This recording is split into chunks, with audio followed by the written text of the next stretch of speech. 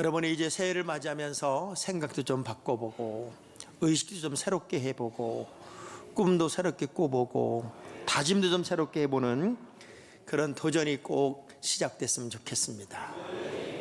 근데요, 이 고정관념이라고 하는 것, 내가 오랫동안 살아온 삶의 스타일을 바꾼다고 하는 것, 그게 그렇게 쉬운 것은 아닌 것 같아요.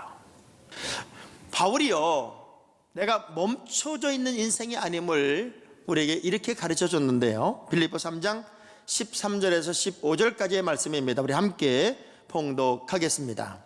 형제들아, 나는 아직 내가 잡은 줄로 여기지 아니하고 오직 한 일, 즉 뒤에 있는 것은 잊어버리고 앞에 있는 것을 잡으려고 표대를 향하여 그리스도 예수 안에서 하나님이 위에서 부르신 부름의 상을 위하여 달려가노라. 자, 성장하는 사람, 의식을 바꾼 사람들은 절대 멈춰있는 인생이 아니라 끊임없이 성장할 수밖에 없는 자세와 태도를 가지고 산다는 거예요.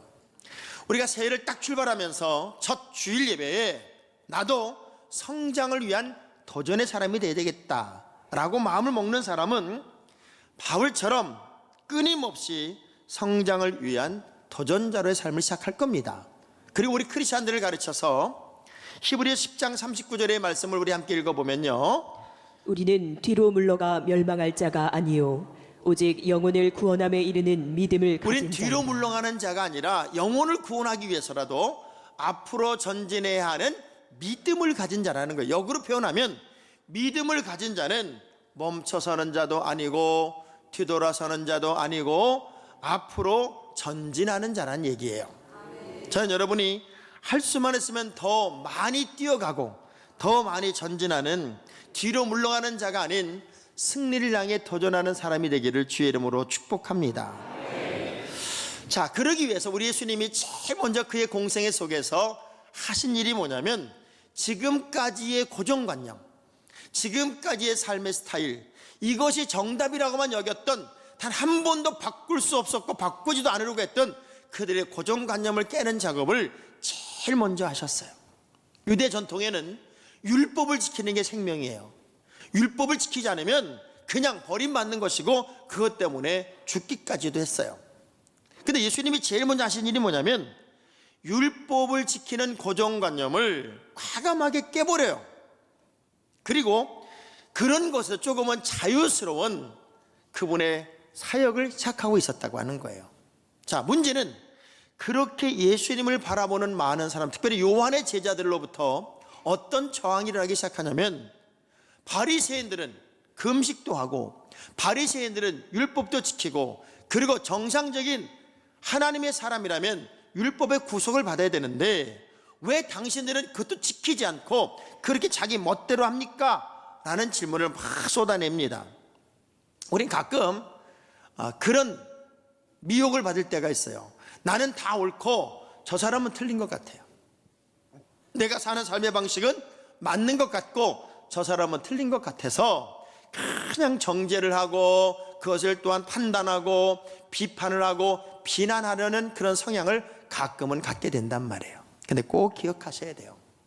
저 사람과 나는 틀린 게 아니라 다른 거예요.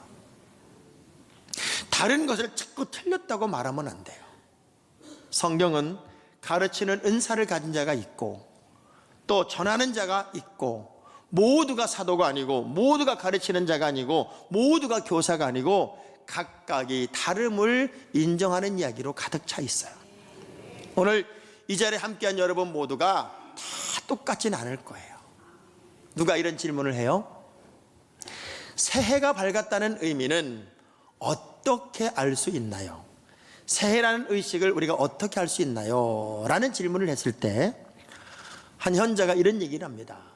우리가 새해를 맞았다고 하는 것은 태양을 떼는 것을 바라보는 것도 아니고 그리고 달력에 넘어가는 것도 보는 게 아니라 새해가 되었고 새 의식의 사람이 되었다고 하는 것은 사람을 바라보는 방향이 달라진 겁니다. 어제의 사람이 아닌 오늘의 사람은 전혀 다르게 보여야 새해를 맞은 게 된다는 거예요. 사람이 사랑스러워지고 사람이 예뻐 보이고 사람이 다르게 보이면 그제서야 그 사람에게는 새해가 왔다는 거예요. 미웠던 사람이 예뻐 보이고, 그렇게 싫었던 사람이 소중해 보이고. 아멘 안 할 줄 알았어요. 그럼 여러분은 여전히 지금 새해를 맞지 않은 거예요. 그렇게 애물단지 같았던 신랑이 소중해 보이고, 그렇게 잔소리꾼이라고 여겼던 아내가 예뻐 보이고. 왜 아멘 소리가 점점 줄어들까요? 그제서야 그 사람에게는 새해에 관한 어떤 의식이 생기게 되더라는 거예요. 남을 끊임없이 판단하고 비판하고 미워하고 끌어내리고 이런 습성을 가지려는 성향들을 우리 예수님은 근본적으로 차단했어요. 누가복음 6장 42절의 말씀을 보면, 너는 내 눈 속에 있는 들보를 보지 못하면서 어찌하여 형제에게 말하기를 형제여 나로 내 눈 속에 있는 티를 빼게 하라 할 수 있느냐. 외식하는 자여 먼저 내 눈 속에서 들보를 빼라. 그 후에야 내가 밝히 보고 형제의 눈 속에 있는 티를 빼리라. 지금 바리새인들은요, 또 예수님의 요한의 제자들은 예수님이 하는 일이 처음부터 끝까지 미운 거예요. 싫은 거예요.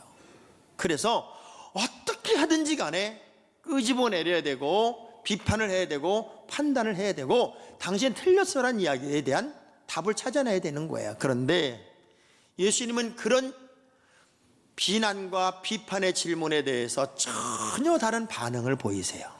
무슨 반응을 보이냐면, 신랑과 함께하는 사람들이 슬퍼할 수 없다, 혼인집에서 슬퍼할 이유가 없는 것처럼 신랑인 나와 함께하는 동안에는 슬퍼할 이유도 없고, 나와 함께하는 동안에는 어려워할 이유도 없고, 나와 함께하는 동안에는 답답해할 일이 없다. 나와 함께하는 동안에는 기쁨이 가득하고 즐거움이 가득하고 신바람이 나고 살맛이 나고, 마치 생배 조각을 낡은 옷에 붙일 수 없는 것처럼, 새 포도주를 낡은 포도주 틀에 넣을 수 없는 것처럼, 나와 함께하는 동안에는 모든 율법의 한계를 뛰어넘어서 구원의 감격을, 구원의 기쁨을 맛보는 것이 바로 나와 관계성에 사는 사람들의 이야기란다, 이런 얘기를 했어요. 우리는 어쩌면 너무 고정관념에 매여서 내가 예수 그리스도 안에 있음에도 불구하고 옛 것을 끊어버리지 못한 채 허덕거리고 살아갈 때가 너무나 많이 있단 말이에요. 저는 예수 안에 있는 여러분들에게는 이제 이전의 삶의 방식이 달라지고 새로운 의식의 삶이 시작돼야 되는데, 전에 느끼지 못했던 기쁨이 있어야 되고, 전에 느끼지 못했던 행복이 있어야 되고, 전에 느끼지 못했던 감격이 있어야 되고, 저는 아멘 할 때까지 계속 주워 생겨보는 겁니다.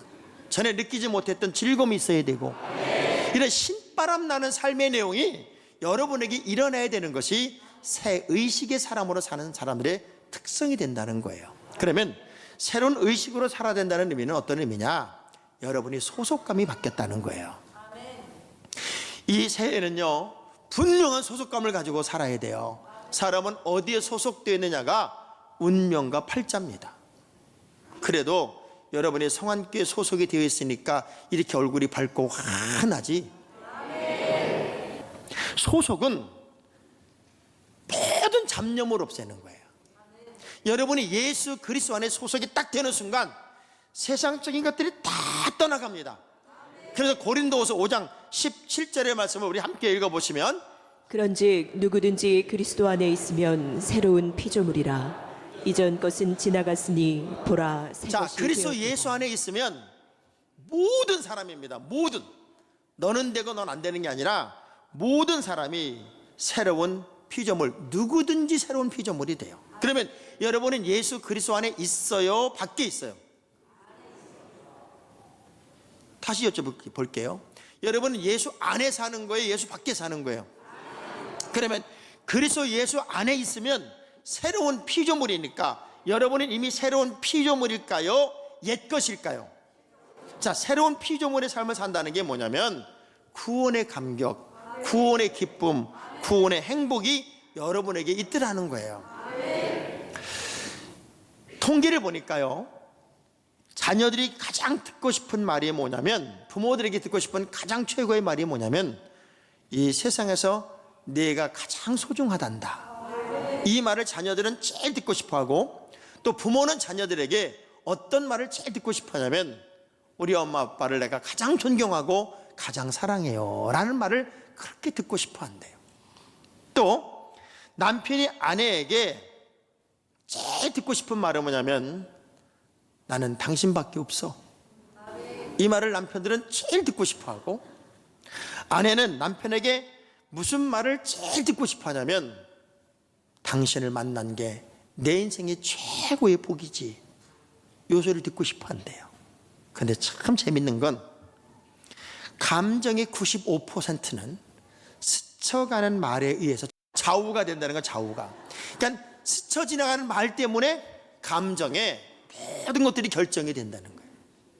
그럼 우리가 스쳐 지나가는 말이라도 남편을 향해서, 아내를 향해서 한번 이렇게 말해보라는 거예요. 우리가 어디에 소속되어 있느냐 하는 것은 굉장히 중요한 삶의 방식이에요. 우리가 예수 그리스도 안에 소속되어 있기 때문에, 예수 안에 소속되어 있는 사람들은 우리 주님이 약속하신 말씀처럼 어떻게 기쁘지 않을 수 있니? 마치 잔치 아닌 행복을 맛보는 건데 어떻게 즐겁지 않을 수 있어? 왜 금식하고 힘들어하고 어려워하니?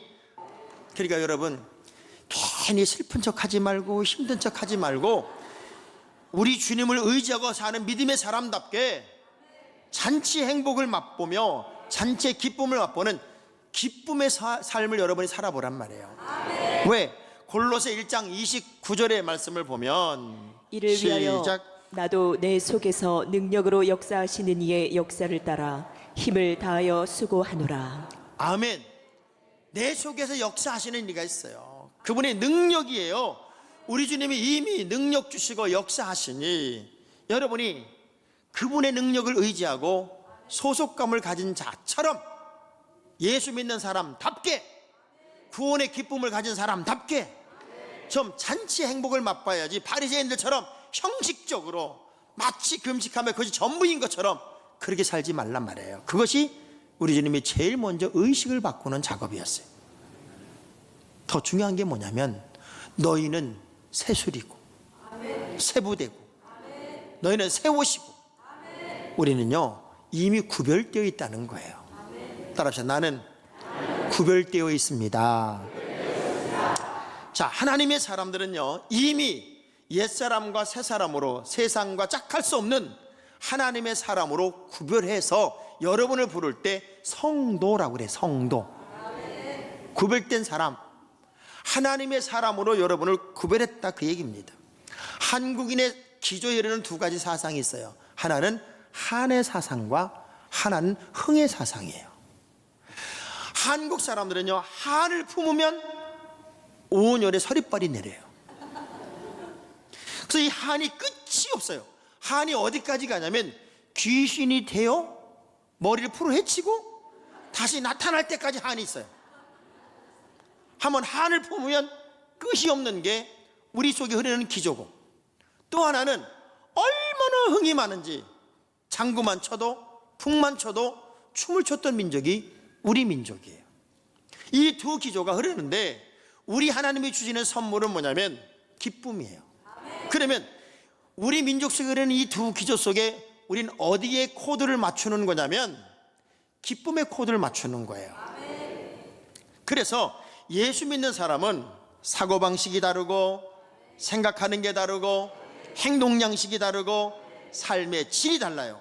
그래서 에베소 4장 22절의 말씀을 보면 너희는 유혹의 욕심을 따라 썩어져가는 구습을 따르는 옛사람을 자, 옛사람을 다 벗어버린 거예요. 자, 긴 거는 제가 할 테니까 여러분 오른손을 들어가지고 싹 하고 한번 잘라봅시다. 과거의 사람은 예수의 이름으로 싹 하고 잘라야 돼요. 잘라놓고 꼬매고 있지 말고 옛사람을 벗어버리는 거예요. 싹 벗어버렸어요. 여러분이 예수를 믿고도 여전히 세상적인 것에 양다리를 걸쳐서 힘들고 어렵게 살지 말고 그리스도가 주시는 자유를 맛보란 말이에요. 그렇게 구별되어 주셨어요. 그러기 위해서 우리는 언제나 거짓도 버리고 이웃과 사랑하며 참된 것을 말하는 똑소리라는 믿음의 사람이 되어야 되는데, 에베소서 4장 25절의 말씀을 우리 같이 한 목소리로 보겠습니다. 그런즉 거짓을 버리고 각각 그 이웃과 더불어 참된 것을 말하라. 이는 우리가 서로 지체가 됨이라. 자, 사람과의 관계성 속에서도 서로 참된 것도 말하고 여러분의 삶 속에서 거짓도 싹 지워버려야 돼요. 저희 교회 은성수산이라고 하는 그 은성수산을 경험하는 우리 보명이네, 우리 박순자 권사님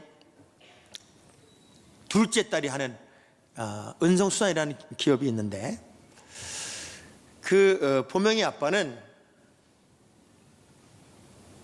교회를 잘 못 나와요. 행사 때 나와, 행사 때. 그런데 제가 굉장히 놀라운 얘기를 들었어요. 지금 아마 요 안에 있는 수산단지에서 장사가 제일 잘 되는 가게 중에 하나일 거예요. 이분이 무슨 마인드로 사업을 하냐면, 내가 만일 저울을 속이거나 소비자를 조금이라도 거짓말로 물건을 주면 그때가 우리 가게를 닫을 때다. 그때가 우리 가게를 끝날 때다. 여러분, 신년에 얼마나 회를 많이 떴는지 수천만 원을 뜨면서, 그런 법칙이 있대네. 회 뜨면서 이거 1kg입니다 그러고 다 떠놓고 이렇게 탁 올려주면서 살짝 누르면 500g이 더 들어간대네. 단 0.1%도 0.0001%도 거짓말을 하는 순간 나는 이 가게를 문 닫을 거다.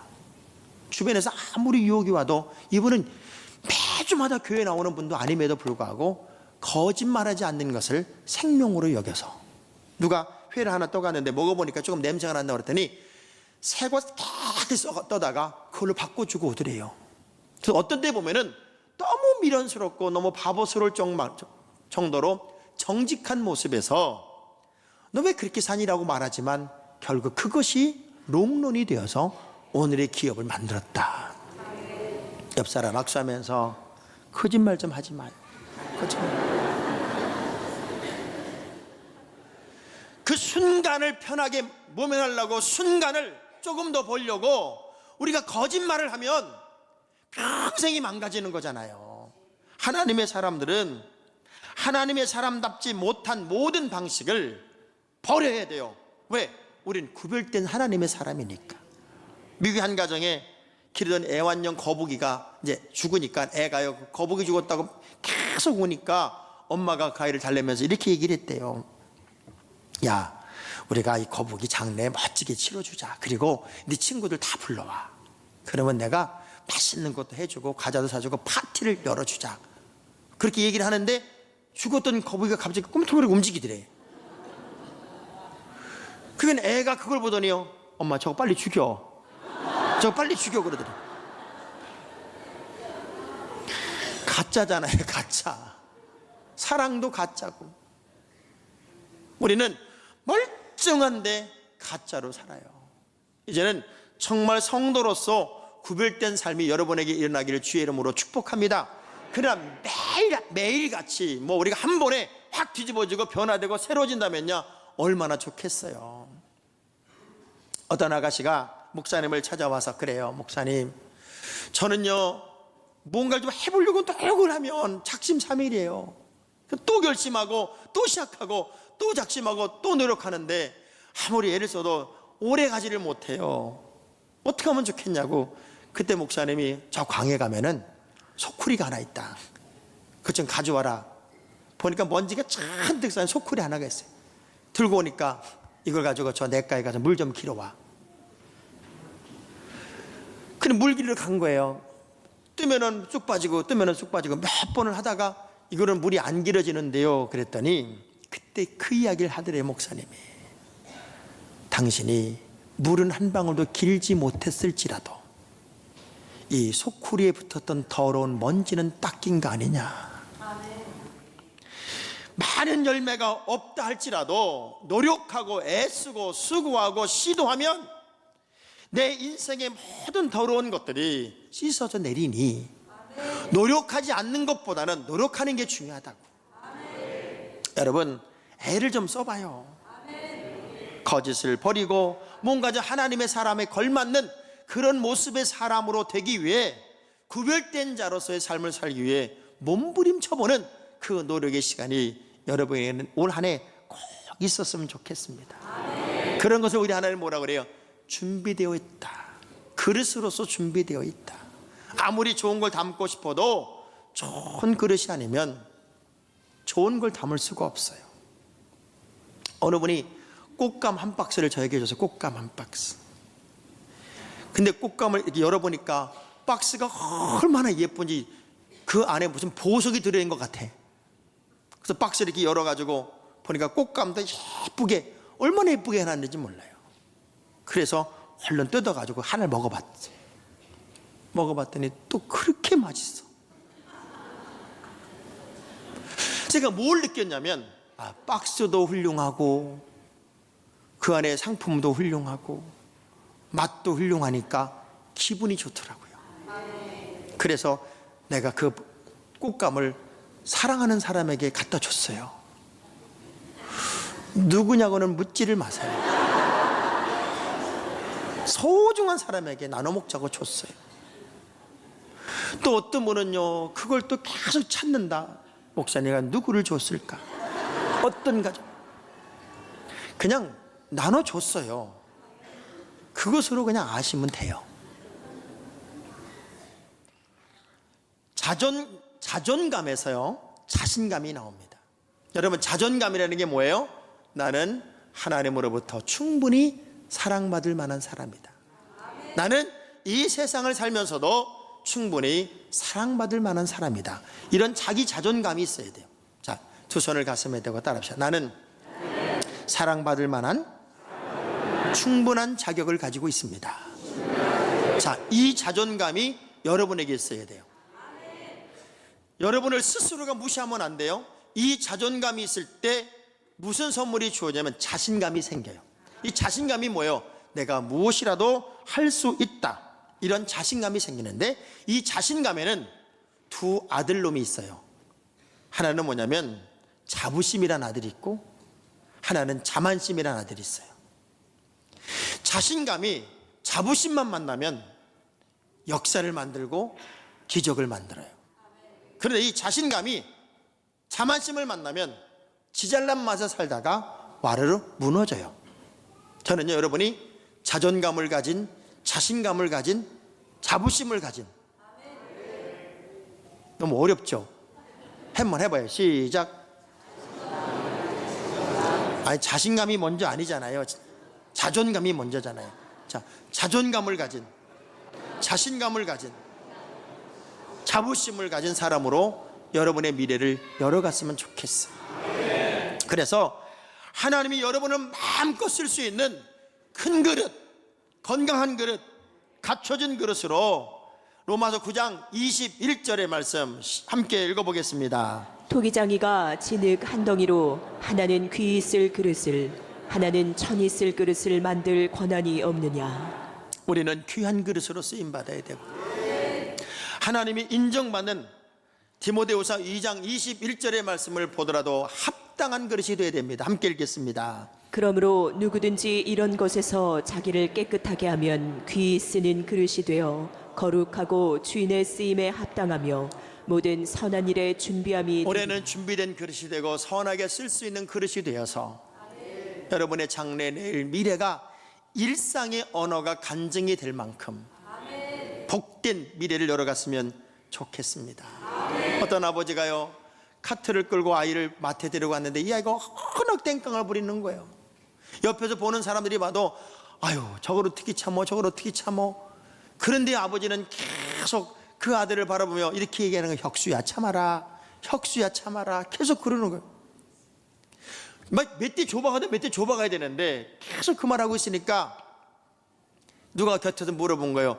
아유, 그 녀석 좀 땡깡도 심하네요. 걔 애 이름이 혁수예요. 그랬더니 아니요, 내 이름이 혁수입니다. 내 이름. 내가 참아야지, 내가.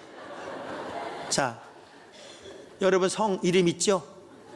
자, 두 손을 가슴에 대고 학봉아, 네가 참아야 돼, 네가. 자, 여러분 학봉이라고 그러지 말고 여러분 이름을 한번 불러봐봐요.